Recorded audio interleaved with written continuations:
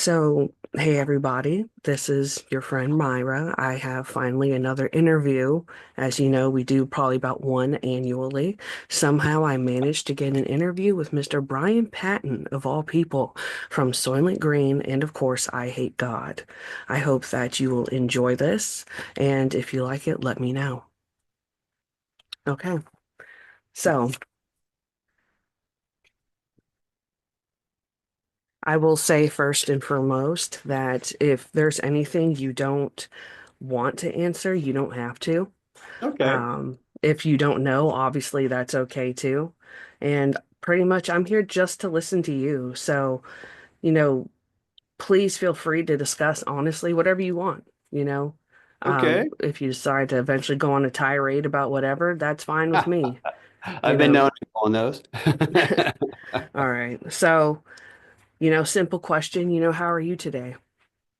I'm not bad. Not bad. Yeah, I've Okay. seen better, I've seen worse. So I'm kind of in the middle right there. Right. Just trying Yeah. to make it. Yeah, it's not a bad day. Kids are in school, got a little free time, so Yeah, it's I know about it's not that. bad. So Right. but it's not, it's like everybody else, ups and downs, and today's a nice little middle range. So I'm doing good Yeah, today. that's good. That's good. Mhm. All right. So, can you tell me a little bit about your musical background? I mean, such as how did you start playing music? Sure. Do you come from like a musical family? No, in Louisiana, it's pretty common. I'm sure everywhere it really is that your kid takes an instrument, especially it was back then. And so I started playing piano pretty young. Wasn't very good at it, but I tried. I was I was still in my single digits, so it was pretty young to start. And then and clarinet as well in the school. And yeah, weird, huh? And but I didn't really gravitate to those instruments. Now I would love to play Mm. those instruments. I'm actually teaching myself a little bit of piano and stuff like that now as well. But at the time, I wanted to be in Kiss when I was growing up. Basically, I saw Kiss, wanted to be Gene Simmons and Ace Frehley. That was my destiny. And this is when I was probably about 4, 5, 6-ish around that time. And basically my entire, single digit lifestyle up until 10 years old was lived around Kiss. I love them.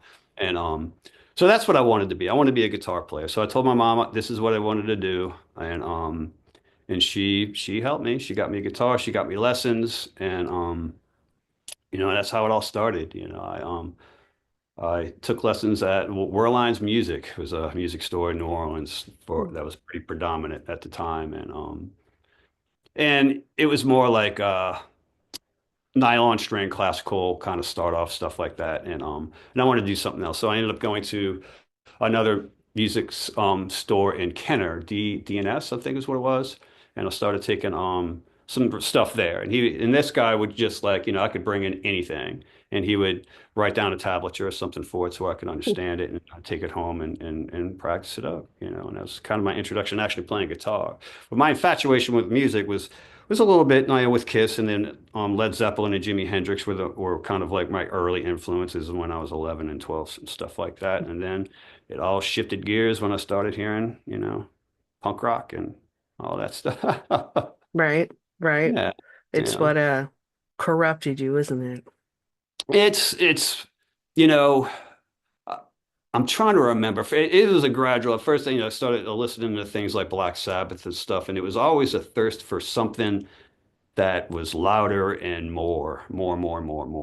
And I think it was there was a guy that used to come around, an older cat that actually started introduced me to the people that to the guys that became Soul Green basically, and he introduced me to some tunes I'd never heard before, like Trouble, and he played a Venom record for me, and it's blew my mind, man. I was I was I think it was 14, 13 or 14 when I heard that, and it scared the crud out.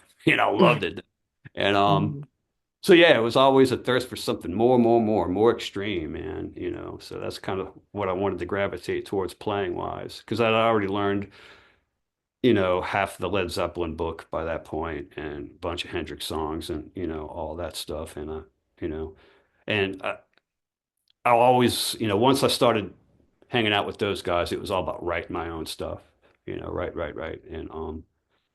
So yeah, I started writing with Little Donovan and Soilent Green when we were, 15 years old, 16 years old. So that was first endeavors into writing music. And yeah, it's great. Collaborating with somebody is one of the best things for me, at least anyway, as a musician, is sitting down with a like-minded person and bouncing riffs back and forth. And it was Hmm. my first taste of that. It was awesome. But Hmm. uh but yeah, so that's kind of the beginnings of my introduction and how I kind of segued into playing. And Hmm. it just kind of grew from there. We had fun. We played shows. We started playing our first show. Our first show, ironically, Soul and Cream's first show was with Eyehategod before I was in the band. And I believe it was there kind of close to their first show as well. I think they had one before that, maybe. Um and yeah, man, because the New Orleans scene's very incestuous, so we all kind of float around with each other and stuff. That's But one way to put it. yeah, it is. Um God. so yeah, Um, that's my intro into it, in other words. right. So so how long have you been playing guitar exactly? I mean, probably 40-ish some years or so. Yeah, I'm 55 now. So, yeah, you do the math, it'd be I 40. can't do the I started, math, you know. I yeah. failed math multiple times actually, but I Yeah, I mean, can't count. I started playing guitar when I was 11. Hmm. So, Wow. yeah. Let's see. I'm just reading through. Believe it or not, there's a list. There is a list. So, so what did you grow up listening to though, as a child? Like music like your parents played. You know what? If they played music, some people aren't. See, that's just it. My dad and my mom, they split when I was really, really young. And Hmm. my mom, she was the only time I really listened to music with my mom was something came on TV, and it's generally country western, and she liked Alabama and she liked Oak Ridge Boys. She loved the Oak Ridge Boys, and yeah, Dolly Parton, Johnny Cash, that kind of stuff. Roy Clark, who I saw him play, and as a young boy, I think it was on Hee Haw and all that stuff that used to come back on, and we watched that pretty much every week. So I got to see him quite often. He's a fabulous player, probably one of the best I've ever seen play. And so yeah, that was my mom's side. My dad's side, he listened to music pretty constantly. Hmm. And it was whatever at the time. I remember him turning me on to I think it was Tubular Bells is the name of it. The song from the Exorcist theme is the Oh, original I don't album know. of it. Yeah, it was a big hit back then, and it was actually released. Yeah, it's a big hit. Um, and I remember him listening to Barbra Streisand and Doobie Brothers, um, Bruce Springsteen's. I mean, there's just like all the popular stuff from back then. My dad was Hmm. was playing, Billy Yeah, Joel and all that. And at the time, I mean, it was good music. And but, I was not really feeling it. But, looking back at it, it's like, my dad had pretty good taste in music, so did my yeah. mom, actually. But, you What, you know, don't like the I Doobie was never Brothers? into introductions from any of my parents. I didn't want to hear what they said. So they told me what to Yeah, do. But I couldn't talk to them at that level. So I really. wish I could have, but Yeah. no, didn't work. Do you, so do you go back to that music today and find yourself enjoying it? Oh, for sure. And it brings back memories with them, but I just go back listening to it because it's really good music. Hmm. I'm heavily into 70s variety shows Hmm. like Sonny and Cher, Donny Osmond, and it's super bubblegummy and it makes me feel happy and safe and warm inside. And and he and yeah, wait, where was I going with that? Johnny Cash had one. And Really? I did not know Oh yeah. that. Yes, he did. It wasn't much of a variety show, they didn't have like too many comedians up there and tap dancing and stuff and like it was mainly musicians up there. And I remember Hmm. seeing Neil Young on there and I remember seeing Dolly Parton and Dolly Parton had one as well. And and that's how you got to see some real musicians play back in the 70s. Hmm. Around the Yeah. times. But but yeah, so stuff like that's my childhood as far as like what I grew up listening to outside of what I was into, which as I mentioned, Kiss, Zeppelin, Hendrix, Sabbath, all the old stuff started coming in, after I started getting a little older. I was heavily into, I guess, the English blues invasion and 70s rock and all that kind of stuff. And then I started getting into the a little bit more new wave stuff like Devo and Blondie and Cheap Trick. It was a little bit more pop rock. The late 70s and 80s and stuff like that too. Yeah. Hmm. Yeah. But I that's my childhood memories. Do you remember your earliest childhood memory? I do. I I think I'm a little bit crazy. So, I can remember stuff back to when I was probably 2 or 3 years old. I remember playing in my room with my toys, sitting there, little baby toys. I remember escaping from the crib. I remember sleeping in my crib very often. I got in a bad auto accident when I was 4 years old. I don't know if I've ever really Oh talked about that much, but I have a scar that goes from here all the way to the top of here, my and, God. my forehead was kind of ripped off, and I fractured my hip in two spots and dislocated and broke both my shoulders, and it was a bad, I was 4 years old when this happened, and it was a bad accident. So, at that point everything kind of paused, I guess. Hmm. But yeah, my segue into that, I forgot where I was going with that. Um, I can't remember now, but it it definitely took a lot out of me at the time to come back from Mm. that. But it was, those are my memories. That's what it was. Memories from being a childhood. So I remember that, and it was obviously a good couple of years of recovery and stuff like that leading on. But they go way back. I remember a lot. I forgot a lot, but all the stuff from my early childhood and a lot. I remember a lot of details. Yeah. Yeah. Yeah. I just Remember my first realized, day of school? I remember every year in school. I remember, yeah.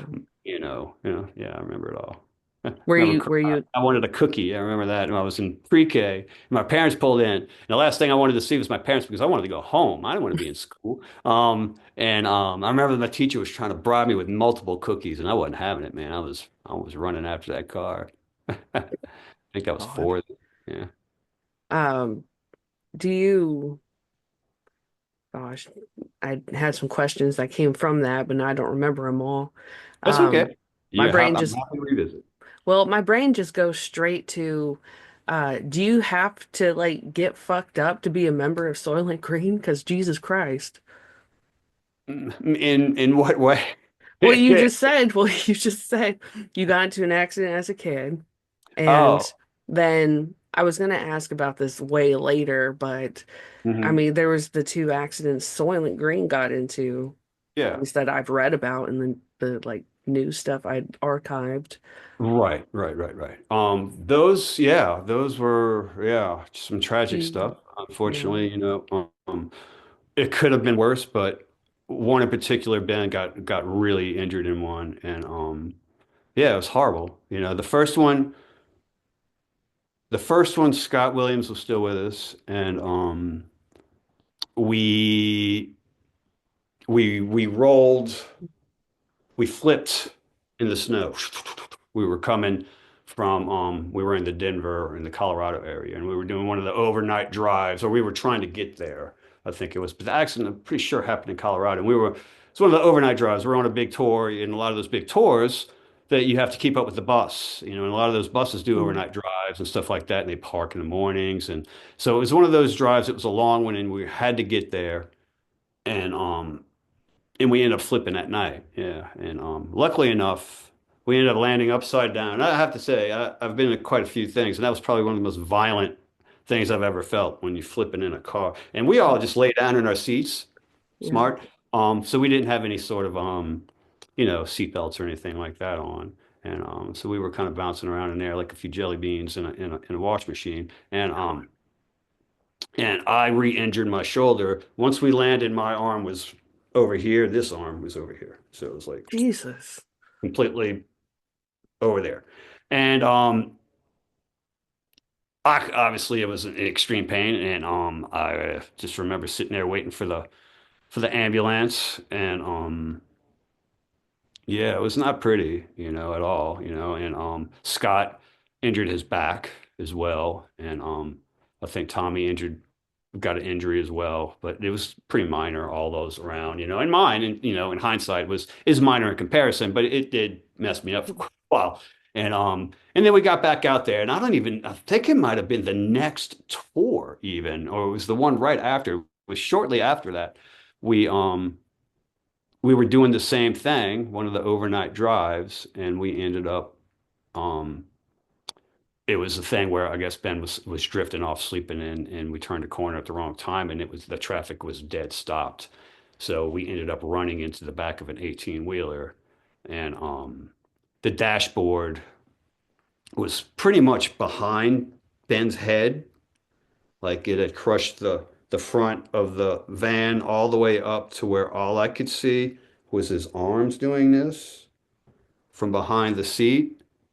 And yeah, it was it was pretty tragic. This is probably one of the first times I've ever spoken about it publicly, I guess. Because it's a personal thing, and but when they pulled him out, they had to do the jaws and cut him out and all that stuff, and it was a mess, yeah, it was a mess. So, and I have to say that Ben Falgout is probably one of the strongest people I know, period, because of that. He bounced back from that like a champ, you know. And to see him where he's at now, doing what he's doing now, it's like, I'm proud of that. Proud of him, you know. So yeah. Yeah. So and that one as well obviously took quite a while. I mean, our first shows were, Ben was singing out of wheelchairs and on crutches and all kinds of stuff, And and yeah, so it's a moment, I don't care to live it again, that's for sure. But yeah, we got past it. Yeah. Yeah, we've had quite a few tragedies here and there. Yeah.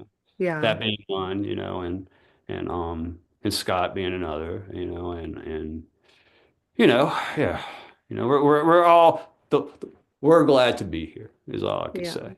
I'm glad to be here. I'm glad that full circus. I'm glad, we made it through. And Hmm. yeah, Yeah. you get dumb and floating around being a bunch of idiots, yeah, it, Yeah. it'll take a couple of you out now and then. Yeah. That's you know, I know it's not easy to talk about stuff like that, and I appreciate you telling me about all of Yeah, that. I sure. mean, I oh, and I also just realized I don't know if I probably come off as some type of freak. You've probably never even heard of me ever before, have you? No, I Okay. haven't, but I haven't heard of anybody, so don't feel bad. Well, whatever. But no, oh, sorry, hold on. Yeah, you're cool. My camera does this thing every 30 minutes because it's kind of old. Yeah. So I don't know. It's like every 30 minutes I have to be like, oh yeah, I'm still here.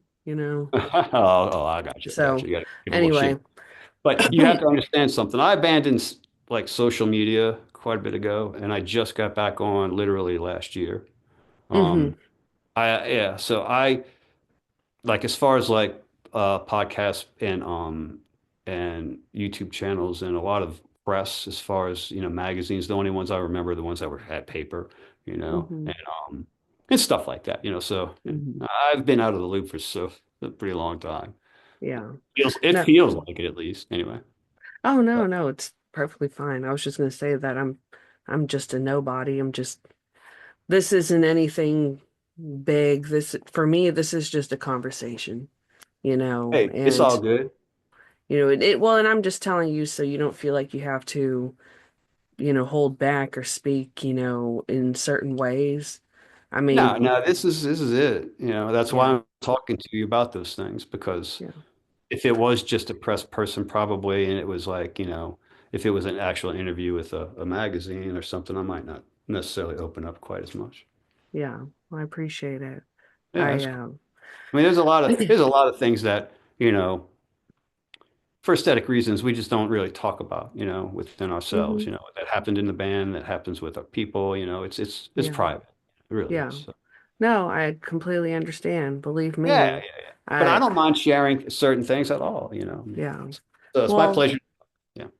Well, I appreciate it, by the way. I really do appreciate you taking out the time to do all of this. No problem. I really mean it. Um, I, to put it lightly, there's a lot of, misogyny, I guess you would say, even within metal. And to put it this way, I've tried to talk to other people. I've tried scheduling with other people, and it's very easy to notice when somebody does and doesn't take me seriously. No, I hear So, you. and I feel like you take me seriously so far, and I appreciate Yeah, that's all good. it. Um, but like I said, if there's anything you don't want to go into, you don't have to talk about either. Either. Um, Pretty it, sure. I mean, I'm pretty open. The only thing I haven't really talked about much in public is necessarily my family, you know. well, I haven't like posted pictures of them and that kind of stuff. Just well, I don't blame you either. I mean, man, my family. Ugh. I mean, my own personal family, like me and my son, I love my son, but of course, I can't post pictures of him all the time everywhere. Not that I yeah, would either, you yeah, just yeah. I can't mean, trust people. yeah, there's Some nothing people wrong are with it. weird. I just chose not to, so that's Yeah, all. no, I completely understand. Yeah, Um, well, let's start working on this list, right? you So, got it. Give it to me. so what was, if you remember, what was the first band that you played in? It was called. Oh,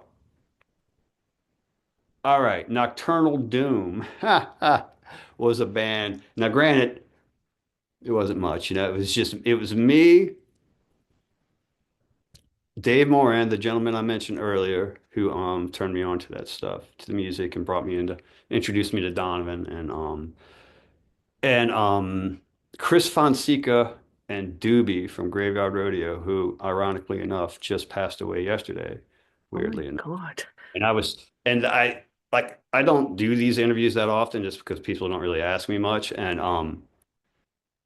the I had just done an interview talking about how Graveyard Rodeo influenced me as a kid. You know, Oh, they were like one of the first local bands I dug their riffs, the hooks and all that stuff.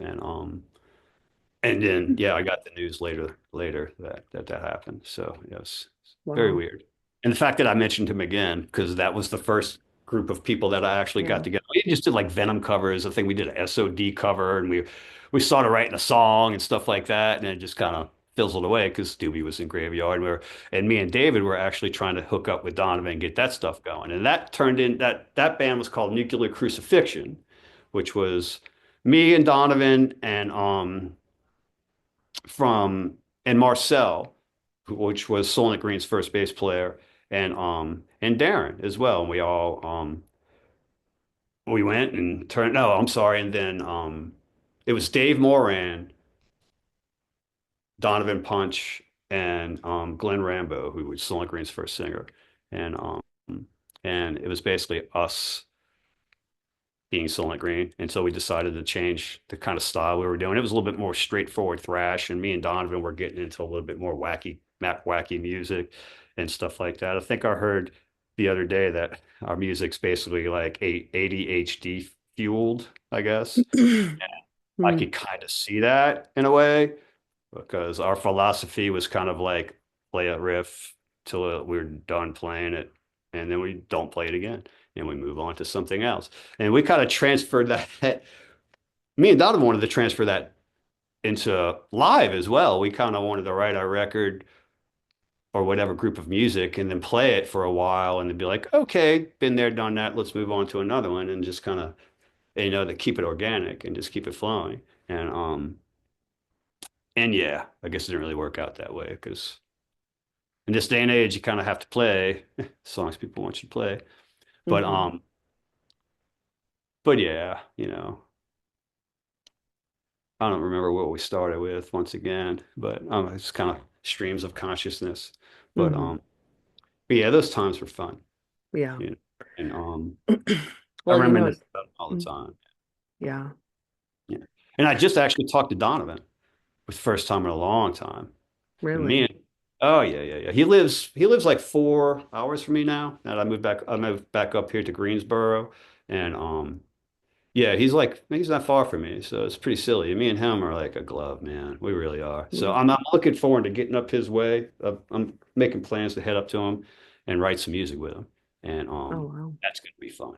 Yeah. So, Yeah. yep, I look forward to it. Yeah, That's I mean, great. writing music, like I said, mentioned before, writing music with a like-minded person is Yeah. where I'm at. Yeah, Right. yeah. Well, I And mean, I love doing it with anything. Jimmy. I love doing it with Joey and Eyehategod. I love doing it with Gary. I love doing it with basically everybody I play with. Yeah. That's what it's all about. Yeah. I Yes, mean, you indeed. could definitely tell that connection or synergy, whatever people want to call it, between you and Joey, Lil Daddy, right? Yeah, yeah.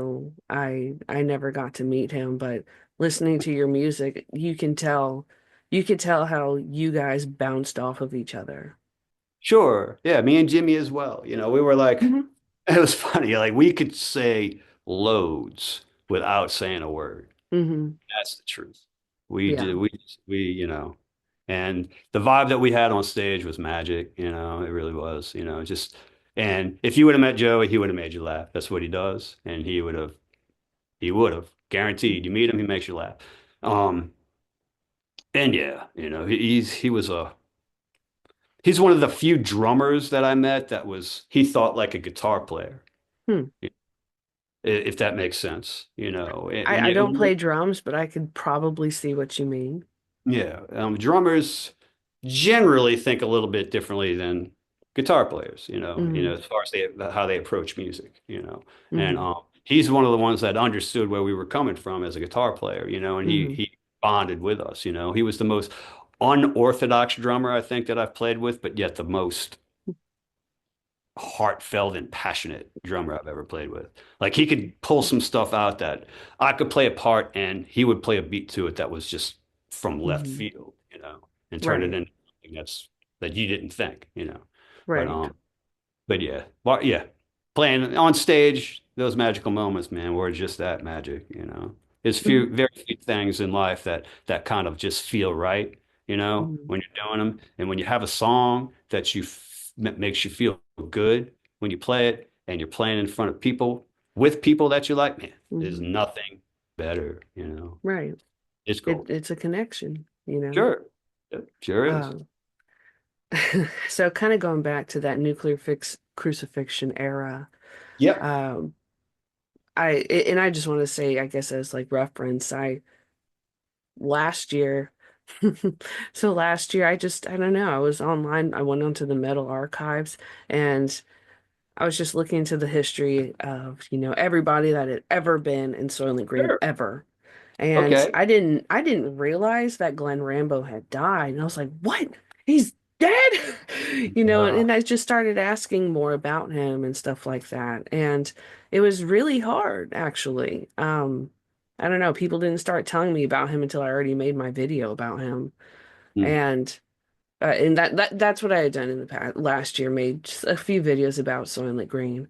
Um, Glenn was an amazing dude, man. at That's what another. point did you meet him though? Like how old were you when y'all Right first? around that time, I was probably 16 or 17 when I met Glenn.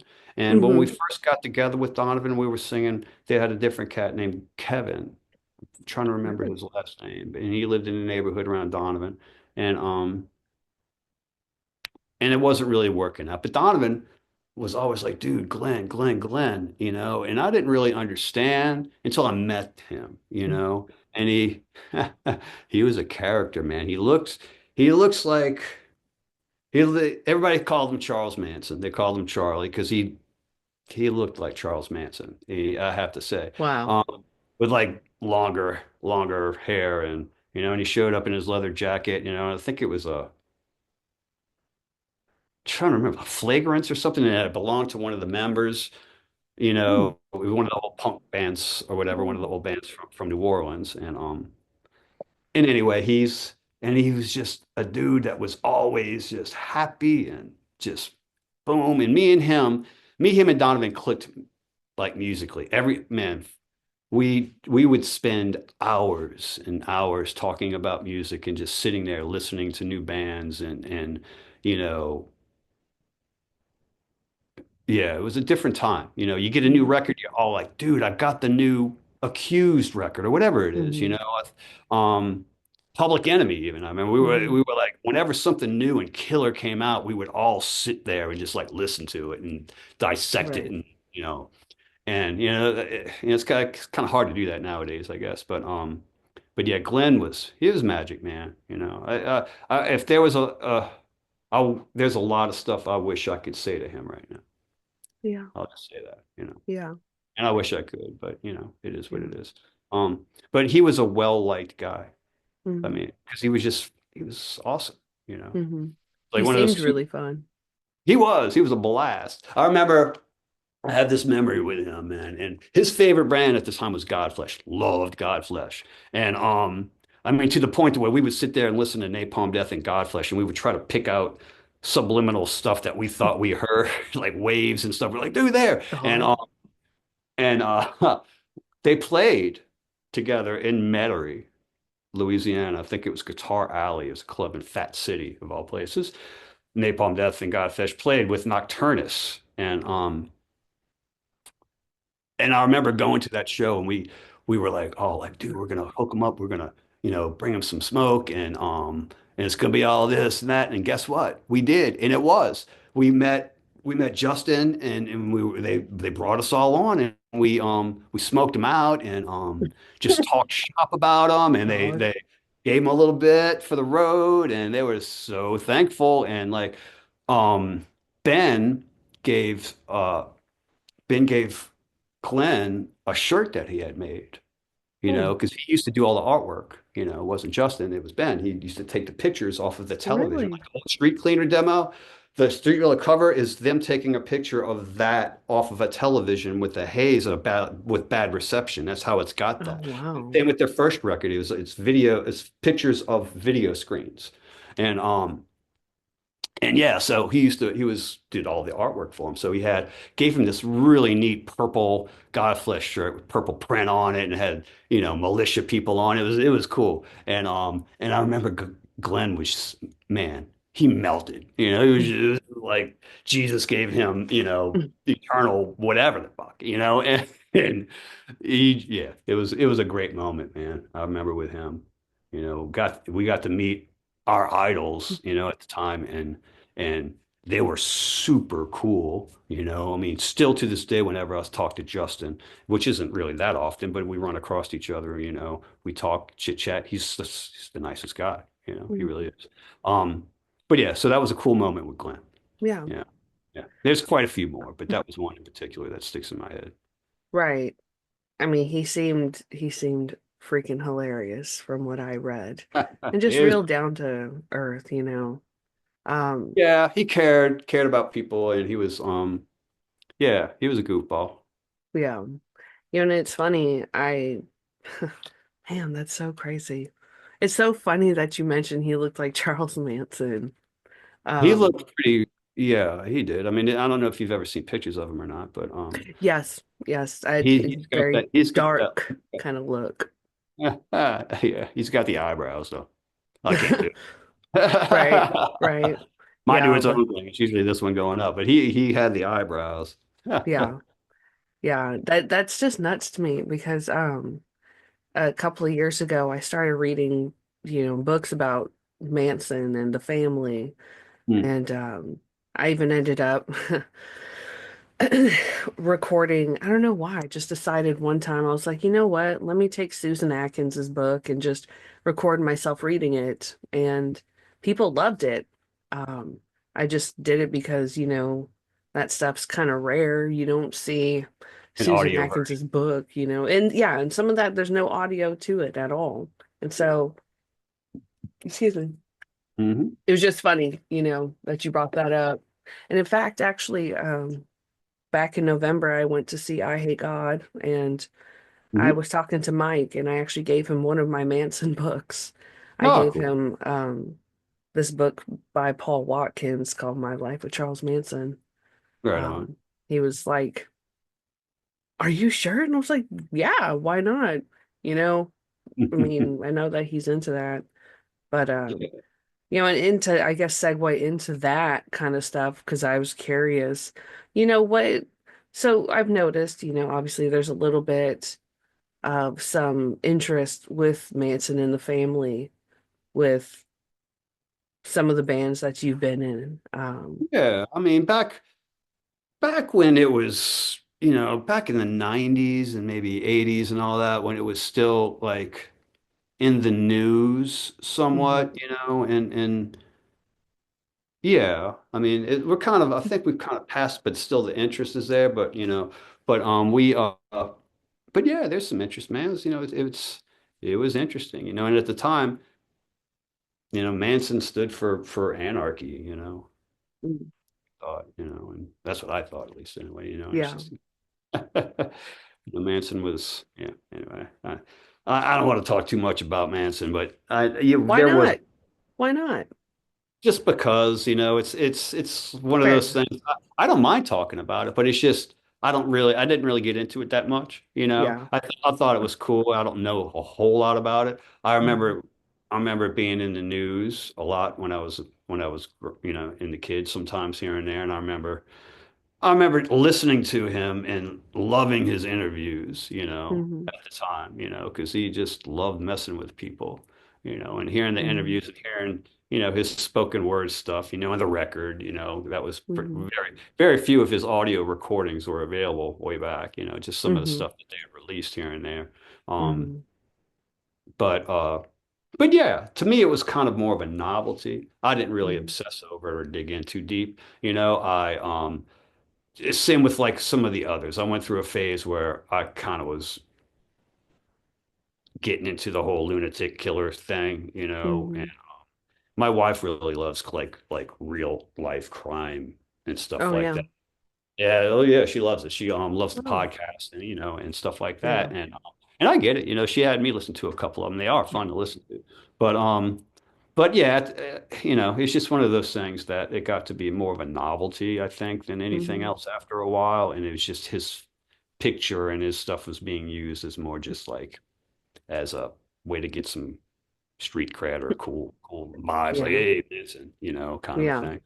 Yeah. So. So as opposed to what you felt like he truly stood Yeah. for. To the people that are really into it, though, more power to them, because there's a lot of Mhm, people out there just kind of use it as like a, kind of thing, and that's, I don't want to be known as like a person who studies on Manson because I don't, never have. I studied in cartoons. I studied and shit like that. So, mhm. Well, to each their own. I mean, absolutely, absolutely. At that you time, I know. was kind of like into, you know. Fuck, I don't even remember, man. I was in a lot of horror novels and stuff like that. I would read a lot of horror fiction, you Mhm. know, and I was into a lot of Japanese culture and Mm. stuff like that. I would study up on that kind of stuff. Did Yeah. you were you like kind of a comic person or no? I loved comic books. I still love comic books. I just can't afford comic books. Shit, nobody can afford anything right now. No, but I loved comics and I loved Japanese comics and I loved like all comics. Yeah, it got to be to where I had to just stop because I obsess over that kind of stuff. Same with movies. I'm a big Hmm. movie buff, and yeah, so I kind of like can't be because I can't control myself Why not? Why not? because I'll end up spending all my money, and I don't even really have time to watch it. That's what stinks, man. I'm a dad, so I got three kids, and I could like make time stay up late and stuff like that. But usually when I hit the bed, I'm like, I'm tired. So Just make the kids watch it with you. I tried that, but it's messed up. And I go back to when I was growing up, and I'm like, man, I think I remember going to see what was the first movie? Oh, I can't remember. It was like whatever. It was 1983, and tons of movies came out, man. And it was like I think it was E.T. one day, and then my mom took me to see Road Warrior as well. And my mom and I was probably I don't know 8 maybe. When that came out. No, E.T. Road 83. I was 13, 12, 13. So 12 years old going to see Road Warrior. I was like, yes. And but it messed me up a little bit, I gotta say. I remember watching Odd. my mom would take me to all the movies, and I remember Invasion of the Body Snatchers. My mom took me to go see that when I was probably The six, 70s eight. one? Yeah, the 70s one with Donald Really? Sutherland, where he smashes the version of himself in with a shovel and Yeah, it kicks his was head in. And I Jeff remember Goldblum, watching, right? huh? Jeff Goldblum's in that one, right? Yes, yeah, it's an amazing movie. I love it, man. Hmm. But that scene messed me up, man. I remember being freaked out in bed and all that shit over it, having God. nightmares. Yeah. Yeah. No, I mean, My kids have obviously, problems with nightmares as it is. So if I, yeah. if I plopped them in front of a whatever movie, I don't know, maybe being the opposite effect. I don't know, hey, everybody's maybe, different, you know. I yeah, don't you know. know. I mean, my son, I tried to be the good mom, be like, okay, none of the scary stuff, but I mean, he's See, they love it though. They yeah, love stuff. They yeah. want it. They're like, we want to watch that.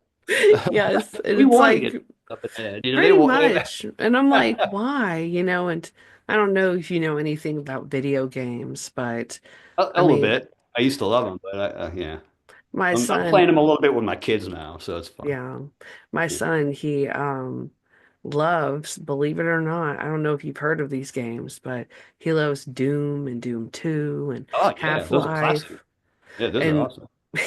and I'm like, okay, I'm surprised out of all the things it's Doom, but I'm glad, Yeah, yeah. At But least it's not too bad. Doom's pretty pixelated, so yeah, you know, right, all the demons just look like big orange blurs and pretty stuff. much, as opposed to the graphics today of modern Right. stuff.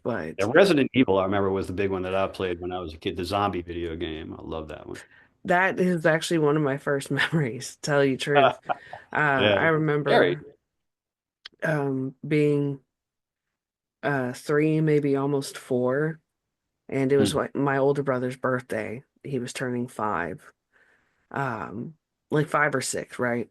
And so uh, we were because my I grew up, pretty much on games. My dad was a gamer, that kind of stuff. Oh, And he would buy like all the new consoles just because that's the only thing he would spend his money on. And so I remember for some reason, I don't know why, but my brother, we had the birthday cake, had a slice, right? And then after he blew out the candle, my dad decided, okay, Resident Evil okay, part. it is. It was. Okay, kids, gather around, watch me play Resident Evil. And Oh my so he was always stuck at this part with God. the giant snake, but not the first time, but it was the second time you fight the giant snake. He would Right. always end up freaking dying at it, and that was the part he was at. So yeah, Well, that's I exciting to love watch Resident Evil. over and over and over. Pretty much, I mean, but yeah, I mean, I love Resident Evil. I really do. The first 3 games, especially. I mean, I love the music to them and Yeah. everything. But a group of kids watching somebody play is probably not the, best idea for, party festivities. I question a lot of things my parents did. I'll put it like that. I, So, I'm you sure mine know, are going to question me on my stuff, that's for sure. you know, as long as we're not hurting them, I mean, Yeah, yeah, yeah. I give my mom yeah, credit. She yeah. she raised 3 kids basically, you know, by herself. My mom and dad split up pretty early in life, and so yeah, she's a strong woman. Hmm. Be able to do Yeah, that. We were not fun kids. We were yeah. mean, evil little As a fuckers. kid, but you don't know, you don't understand. I mean, as a child, you wouldn't even have the capacity to understand, literally, you Sure. know. I mean, and plus, it was a much different time when I was growing up. Hmm. Yeah. Uh, Oh yeah. I mean, I only have my son, but he's a handful. He's a yeah, handful, it's got to be really honestly. hard to be a kid nowadays, I would think. I think so. Yeah. I well, I'm not going to get too far into it because we'll totally stray off, but yeah, things are I'm, different. yeah, I get it. And it's hard to be a parent too. They don't say it, but it is. Oh, But it's one of the hardest things I have to do. I mean, just mhm. figuring out dinner every night. It's probably one of the Yeah. hardest thing I have to do in my life. And with 3, I've got 3 with 3 different tastes. Not to go on a Oh God. tyrant about my kids, but you know, you trying to decide what they're going to eat every night, man. It's probably the bane of my existence right now. Do they ever, I mean, what do they say? They're like, Dad, I want like mac and cheese. And then the other's like, no, I hate mac and cheese. Pretty much, I think you got one thing that, everybody likes. It's like, hey, this is for dinner tonight. And there's guaranteed one's gonna be like, I don't want it. And then you're like, okay. So either you go the old school route, and like, are you gonna eat it anyway? Or Hmm. try to figure Hmm. something out. Yeah, yeah. But I have one kid that eats probably like four or five things, basically. And then I Hmm. have my oldest, she's pretty open. And then my middle one kind of sometimes just wants to say no out of spite. So Yeah. he's like, oh, as Yeah. things are going well. Oh, no, I don't want that. Of course, right? Yeah.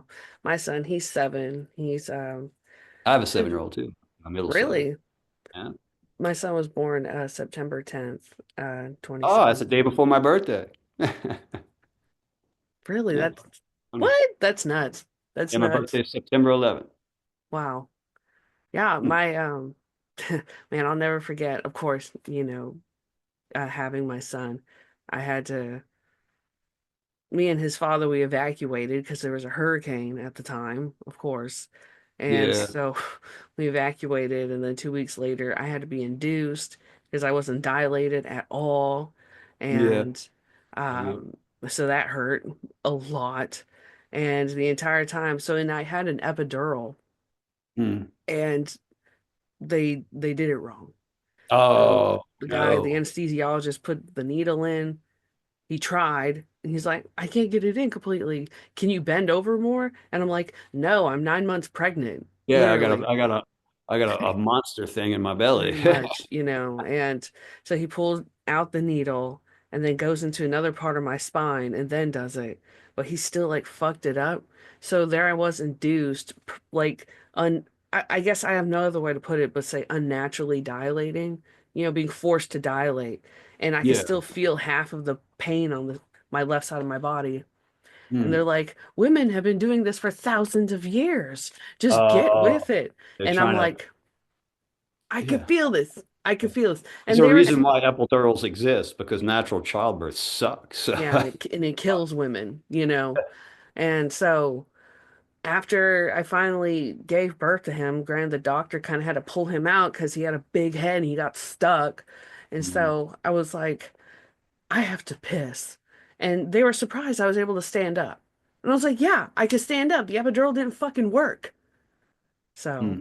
anyway, what was the point of that? I don't even remember. Oh, my son, he's sort of a picky eater, but he's also sort of the facetious one too. Like the other day I made baked potatoes and instead of having bacon, I used ground beef. And my son was like, I don't want the potato. And I was Hmm. like, Yeah. what are you gonna eat then? He's like, I'll just have the ground beef and the cheese and like everything else. And I was like, what? It Yeah, just it'd be different if it was like, well, this is different. I don't want it because this is different. And he's just like, no, I'm going to eat all the different stuff and just just, be okay with you that. know, I mean, I've told people, a lot of people that don't get it, there's a lot of people that don't understand. Oh, I guess it's been 30 minutes again. But Yeah, we're anyway, creeping up on an hour now almost. I'm sorry. Yeah, that's okay. Um, Oh, all right. So let's, I guess, get to the nitty-gritty at least of the stuff I really did want to ask all right. somebody somewhere. So, um, here's the thing I've always wanted to know. So what happened in Soylent Green where Glenn ended up parting ways? Why did y'all part ways from Glenn Rambo? Well, hmm. Glenn was going through a little bit of stuff at the time, and we were young, and we were steamrolling. Me and Donovan and Scott Williams had just joined the band as well, and we were writing a lot of music, and we were writing all the stuff that would eventually turn into Pussy Soul, and yeah, I think we wrote the first 5 or 6 songs off that record at this time, and Glenn didn't come to practice probably about for a year and a half straight while we were doing this. Kind of didn't really show much interest at the time because he was in young love and, floating around doing his things. I think he was probably starting to get into some things he probably shouldn't have been getting into. And it was just we were ready to roll, and we had to Hmm. talk with them and we told them, and me and Donovan, it was really hard for us, and to do this, but it was like, what were we going to do as a band, and it was a decision that we made, and I'm glad we made it, because we got Ben and we moved forward as a band, and we probably did a lot of things that we might not have been able to do necessarily with Glenn, because if we would have went with Glenn, the direction was, which we were fine with as well, was going a little bit more obscure, I would say, Hmm. which is okay.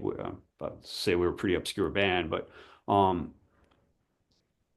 so it was just a decision that we made to try to, like be a better band, I guess, Hmm.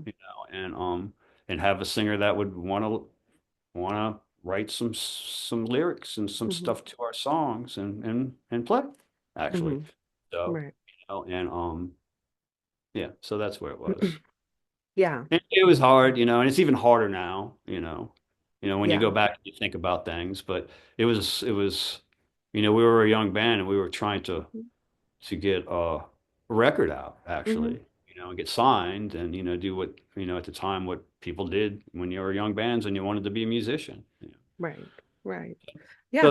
that's basically what happened. It was pretty, nothing super drama filled. It was just, Yeah. No, I just and if was I could always talk to him curious. now about it, obviously, I would love to talk to him about that, all that. Right. Yeah, no, I just that was, like a gap, I could never find any info Sure. on. Yeah, Do because you know? we never really talked about it. It's like Mhm. I think I talked about it on that other interview because he had mentioned the same thing. So I guess it really is one of those things that there's that gap there that I think the way he put it is like, how come Glenn never did record anything Yeah. that was going to be released? And you know what? We did. And Mm. it was a split that was supposed to be with General Surgery, I believe, was the band that we were supposed to be doing the split with. And Mm.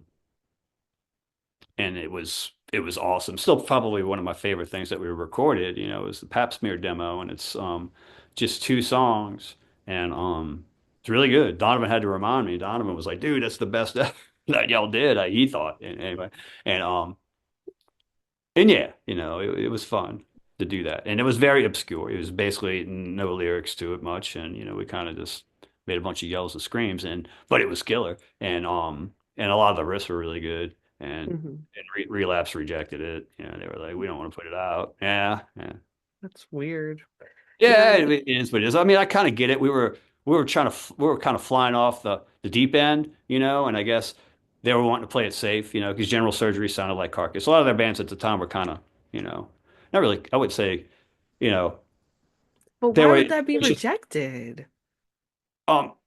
Why would our songs be rejected? Yeah. Um, because they want we evolved a little bit as a band. Yeah. The demo that they listened to, the band that I guess they were familiar with, was a little bit more straightforward, I guess. Mm. And that's the time that me and Donovan started listening to Naked City and a lot of the Boredoms and some of the noise bands from Japan and stuff. And we were putting that in our songs, and Mm.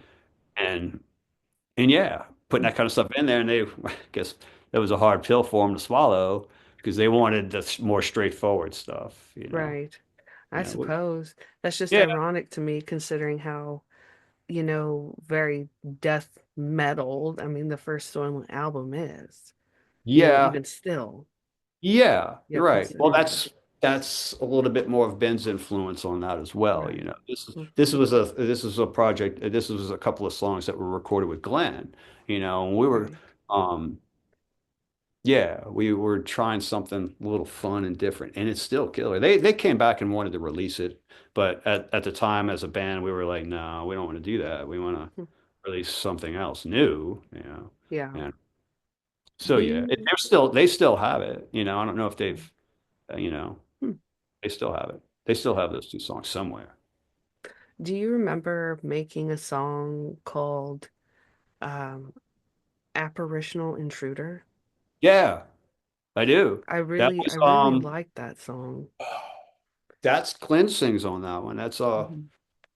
yeah, that's we did a couple of versions of that, I think. We recorded it twice. We recorded it at Saturn with Glenn and the more straightforward death metal vocals he was doing at the time. And then we recorded it earlier, I think, with his voice was a little bit different. We were trying other things, a little bit more hardcore voice. Do you know whatever happened to like those recordings or? We have them, and we have them around. We have tapes of them, maybe, or cassettes, or something like that. None of all that stuff was not kept real. I might have a couple of reels actually stored. And I know Tommy Mhm. had the some mouth reels. But yeah, Wow. back then those demo things were record. I think we recorded them on DAT tape a couple of times. Mhm. It's just the it was in the middle of a transition, I guess, from that big Mhm. fat recording tape, and they were, Mhm. introducing more digital processes, Right. and none of those technologies are used today. So the tapes that we'd have to get them transferred, but we have some. Have to look and see exactly what we got. But Would you guys consider maybe releasing those demos? I think people would I probably mean, love it. maybe. Yeah. I mean, maybe. It depends. That Right. we had talked to Phil for a short period, and Housecore wanted to release them, and Oh. they might have even advertised that they were going to put them out. I think, if my mind's acting right. And but but once again, we were kind of like, eh. Now in hindsight, I think. Even though the songs might not have aged that well, but I just think the history might have enriched a little bit more to where I think a release might be a little bit more proper nowadays than it would have been then, if that Mhm. makes sense. So would I entertain the idea? Possibly, yeah. No, at the time, no. Are you, is Soylent going to do anything for Confrontation's 20th anniversary? Oh, I didn't even realize it was there. Sure. When is it? I think y'all released it in maybe July of '05. Oh, five? Oh, okay. Oh, So so I guess we kind of that need to, right? that's my favorite album by you guys. It really, Oh, okay. Oh, it, neato. I mean, everybody has their favorite, and I Yeah. know for me, I could tell Ben seems to favor the latest one y'all had released, but Hmm. and a lot of Yeah. people really favor So Mouth Secrets, but to me, I always found Confrontation to be so uniquely dark. Awesome. Well, thank you. I mean, I really like it. it's like it's like one of those records that we kind of don't hear a whole lot of people saying that about, actually. So it's I nice to think hear that. it's underrated, you know. I I mean, think it's underrated too. I mean, listening back to it, we were starting to try to pick out some songs for some of the shows last year, and it was like one of those things when I relived it. Yeah, there's some good stuff on there. I just love I know you have limited time, so I guess I'll be a bit more, like open. I just really love your guitar tone, your guitar sound. To Oh, me, when thank I you. listen to how you play in I Hate God, and of course on Confrontation in particular, you have this sound that's like a razor blade, and it's just like shoom, shoom, shoom, shoom, shoom. And I just think of to put it like this, back in November when I saw I Hate God, I had talked to Gary Mater and I was like, when I Hate God plays, I don't know, I feel this like purple spiral and it comes to my heart. And he was Hmm. like, that's the whole point. That's the whole point, you Yeah, know? And Gary's so a when good. I, yeah, and he's really nice, and so just whenever I listen to music that has you on it and your style, it's Hmm. so unique. It is so obviously Brian Patton, and it's like wavy. It's like wiggly. I don't know if you've ever even thought of it that way, but I have not thought of it as wiggly wavy, but I appreciate that. I don't know. Yeah. That's just the The way I see. razor edge, though, that I get. That's one of the things I tried with that guitar tone. It's got a cut. I like it. Yes. That's why I love that. I love that. It's Well, it's all in that Ampeg. That Ampeg head rules. It's awesome. my favorite, like absolute favorite song. I could listen to Confrontation back to back. Seriously, I've listened to the album all the way through, including the 20 minutes secret song, whatever, and then I'm Which back to one? the top. I listen to the song right back over it. Well, like the last track on the American release is like 20 minutes or whatever. Oh, But that's right, because of the space, right? Yeah. yes. And one time I fell asleep and that song was on and I woke up and I was like, what the fuck? And it played one of like the That's the I whole call point. You put it on and you like you fall asleep with it on and it's supposed to wake you up a few well, minutes later. I was like, why does this I don't know, I heard like I call it the farm tracks, the farm riffs, because it makes me think of Charlotte's Web. That's like Oh, because I was cool. well, at the time I was when I first I don't know, a few months ago I reviewed the album for my YouTube channel. And at the Mm. time I was reading Charlotte's Web to my son when Oh, sweet. you know, get take him to bed. And so I just thought like it's like the farm, that Wilbur's on and all this stuff. All So right. anyway, That's cool. I get it. I guess just wanted to tell you that first of all, Well, thank you. Thank you. I of course, appreciate it. I appreciate you listening and if you like it, anything at all about it, it makes me feel great, you know. of course. So thank you very much. Um, I mean, yeah, I appreciate opening your ears to us. of course, I felt like, y'all were trying to connect with me in a way, if that makes any sense. Just like, It please does make sense. listen, and I'm like, yeah, of course I'll listen to what y'all have to say. And um one question, I don't know if you would even have an answer to this, but so between your two most popular bands, Soilent and Eyehategod, Hmm. you have been around singers that are really quite the writers, you know, and Yeah. Mike has released a book. Do you Yep. think why do you think Ben hasn't released a book? I've looked all over at Ben's lyrics, and with Soylent and Goat Whore combined, I believe no, Goat Whore alone, he's written at least enough lyrics to take up half of a novel. Yeah, well, I'm That's not sure. even counting Soylent Green. That's an answer. Yeah, that he should be able to answer that probably. And he might not even have an answer for that one. You know, I can't. I don't know why he. I mean, he could probably compile his lyrics, but as far as like writing a book, you need to want to say something in a book as opposed to through lyrics. So I think he might just be comfortable saying what he has to say in those song Well, lyrics. Mike's book is a lot of poetry and lyrics. Well, Mike's been a writer since like really the beginnings of the band.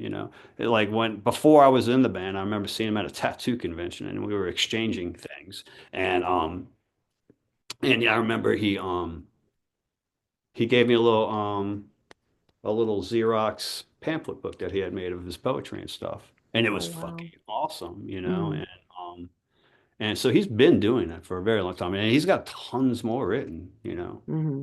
He's Hmm. got a bunch written. He's a writer. That's what he Yeah. does. He's a Yeah. writer. So and that's why his song lyrics, I think, are a little bit more non-traditional, obviously. It's Hmm. because he's a writer. He's writing and singing the stuff that he's writing. He's not Right. necessarily writing a song, Right. Right. which is a great way of looking at it. So, Ben and Mike approach things completely different in their Right. songwriting. Oh, So, absolutely. and Ben, is more structured and so it's a little different. So, I mean, Structured, meticulous. Everything has to yes. be Mike needs to speak through his words. He right. likes, and Ben, I'm guessing it does as well. It's just in a different way. So maybe he should write a book. That's just up to him. What kind of book that would be? Who knows? He likes raccoon videos. I know that. He might start writing about raccoon videos. Oh, wow. I didn't even know that. Yeah, Um, he loves raccoon videos. Yeah. well, I've heard he's a bit of a farmer anyway, right? He is But as of late. He moved up to Washington. Yeah. yeah, yeah, I told him, I was like, you know what to do when it gets cold? And he's like, what? And I was like, thaw out your car, right? To heat it up. He didn't know at first, and I was like, oh God, he's gonna die up there. So anyway, you Well, good know, thing his lady is from Canada. So oh God, So she knows probably what to do very well around that area. hopefully, Yeah. hopefully. So He didn't believe I me have a when I was feeling like, you have to he's salt doing the okay. ice. Yeah.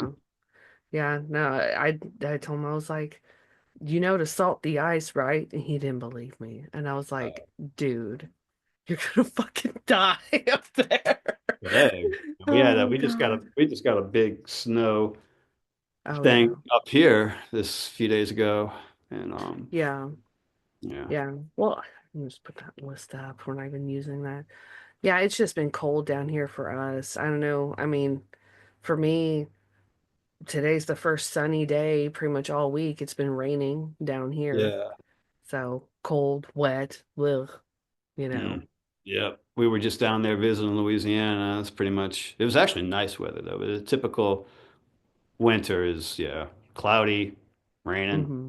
not super cold, but just enough to kind of make you feel depressed. Right, Okay. right. Well, I know we probably would have just a couple of minutes left then. We got about 15 minutes. So Okay. it's up to you, whatever you want to Well, do. oops, knocked my camera. Um, Let me just try to. I'm just like, okay, I have so many questions because I just didn't want to, I don't know, not have anything, right? Um, so, well, is Soylent Green ever coming back to Texas? I hope so. I I would love, hope. I would love for that to happen. We're trying Yeah, to, um, we're looking to do some stuff coming up this next year. Right now, well, this year, should I say. yeah. So we're now booking some things, you know. So we'll keep a heads up if Texas has been mentioned, you know. So I Mm-hmm. mean, it's pretty natural considering you know we're based out of New Orleans to kind of float. It's always been our second home, you Mm-hmm. know. We're a young band. That's where we went to play. Got a lot of friends there. So yeah, it would be Yeah, great to play there, you know. So yeah, right. we want to come out that way. You know, we're booking, so we're going to try to book a few things going on right now. So we'll make announcements as they start coming through. But Texas Yeah. has been talked about. Um, yes, ma'am. Yeah, you go. Has Soylent ever played a show with Down? No, we've played with Pantera, but we've never played with Down. And we played with Superjoint, but we never played with Down. Would you ever play Would if with they Down? ask us, huh? Would you want to? Sure, if they ask us, we play in a minute. Yeah, that'd be perfect. At least we wouldn't have to worry about Crowbar because Kurt isn't down, and then Tommy would be in Soylent, and Yep. then so, Right. um, oh, I have a here's something I'm real curious about. First of all, have you ever read the comic series Faust or Faust, however you Faust, want? yeah, it's one of my favorites growing up. Why was that David, yeah, was it so? David Quinn was the artist? What was David the Quinn, artist's name? the art, Tim Vigil, Tim Vigil. And the writer David was Quinn. Quinn, I think. David Yes. Quinn. Okay.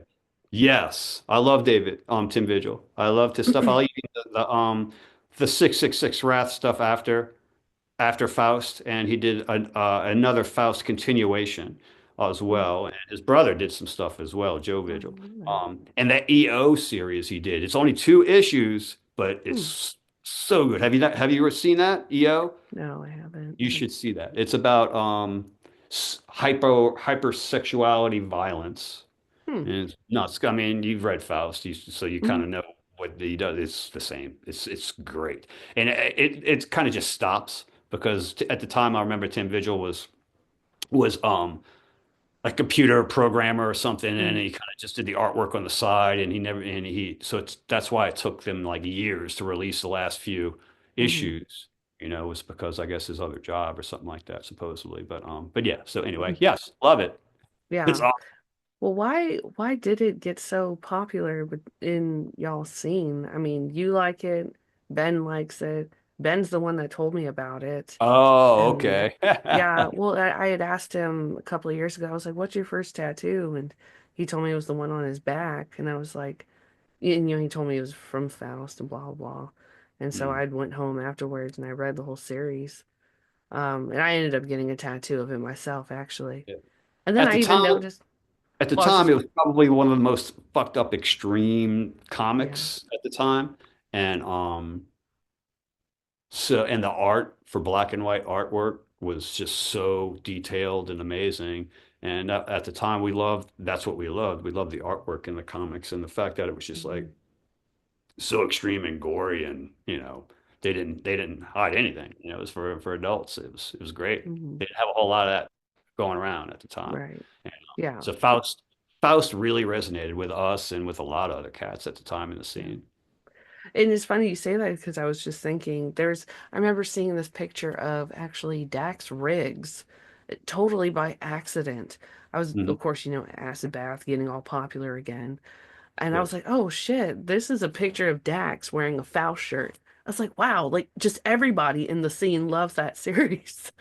So, uh, It's good. It was stayed underground, yeah, but yeah, yeah, it was fun, being the comic nerd, especially at the time. That's the kind of stuff you had to seek out to find, and right. but it was just really expensive too. A lot of those Yeah, issues at the time they would come out and they would be sold out, and then they would just be up on the wall for $50 or whatever, and they became the dream comics. right, Yeah. right. And you would borrow a friend's, hey, can I read your number four? Because I don't want to pay for it. Stuff Yeah. like Oh, that. Yeah. yeah. I mean, I didn't buy any of it. Now it's all for free online. You just Oh, gotta is know where it? to Really? look. You just Well, gotta check know. out EO. You'll like that one. That's a Yeah, good one. Yeah. I'll If check they that have one it, out. it's a good one. Yeah. Um, Let me see. All right, I already talked about confrontation. I already bothered you about the anniversary of confrontation. Here's one. Do you listen to your own music? Uh, no. I don't. I like to listen to it when I'm playing it, but as far as sitting back and putting my own CD in and going, it doesn't really Hmm. work. Yeah. Sometimes I have to go back and listen to something here and there to refresh myself, depending on, and Hmm. because it's a lot to remember, and so then I'll listen to it sometimes, and every now and then I'll listen to something in it when I'm doing that and be like, oh, okay, Hmm. and kind of be happy about it, but generally, no, I don't listen to my own stuff. You know, Right.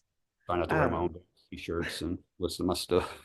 oh, not looking down at this list, I was going to ask about Strapping Young Lad. Have you ever listened to them? Not much, no, but Really? I There's to me, a big parallel between the way you play and Devin Townsend's early really stuff. interesting. I think so. I think Okay. so. Yeah, It, possibly. I mean, the only reason why I haven't listened to them because I think when they were popular and they were coming out around the time that we were label mhm. mates, if I remember correctly, on Century Oh, Media, wow. and yeah, we were kind of just like, nope, don't want to hear it. Yeah, And like going back and seeing him pop up here and then saying as a solo artist now, and right. I'm sure, I totally respect what he's doing. I just haven't really put my ear to it too much to be able to Yeah. say one way or the other. Mhm.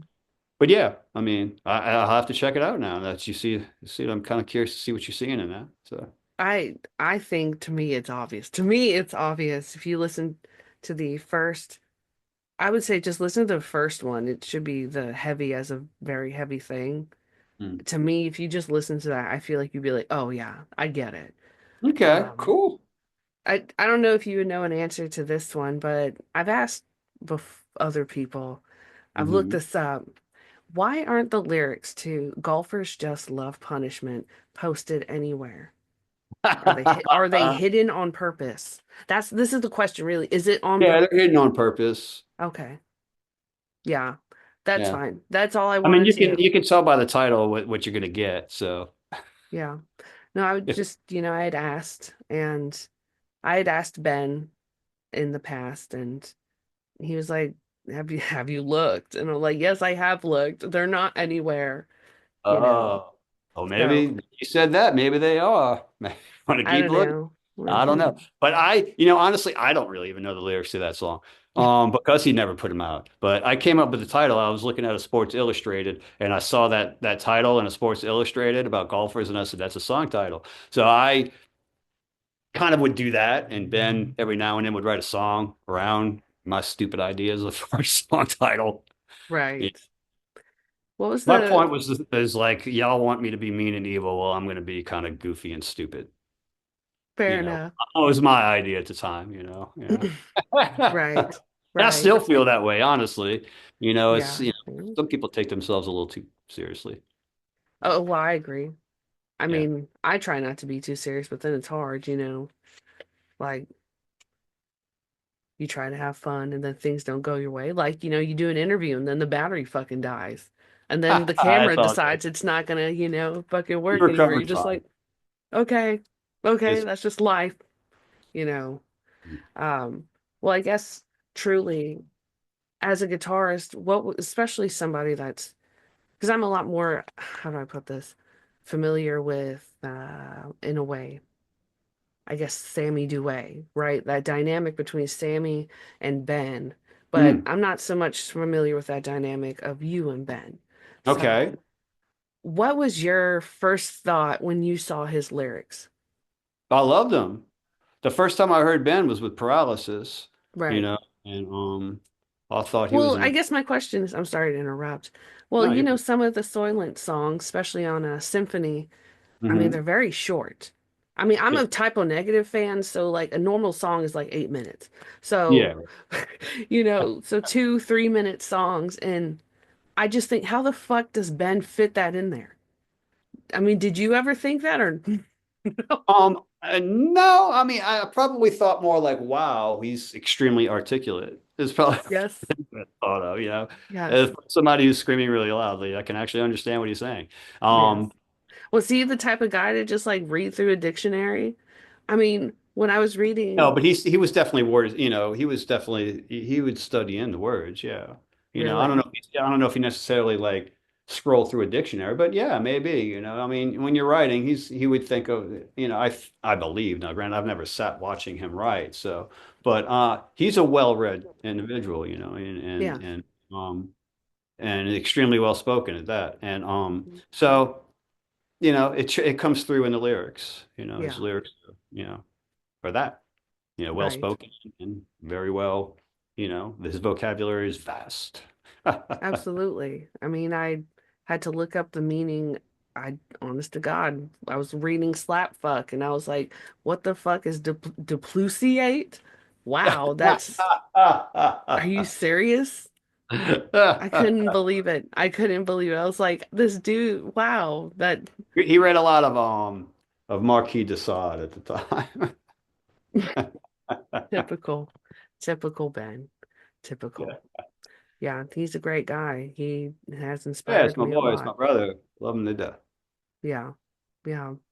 Well, I guess I'll let you go because I know you've got stuff to do, but Yeah, I got to go pick up one of mine from school. oh yeah, So, yeah. Well, thank you so much for doing this. I no really problem. appreciate I'm it. happy to chat anytime. You just let me know, and Of course. I'm around. So, Alrighty. Thank you so much. all right, Mariah. Thank you. You have a good one.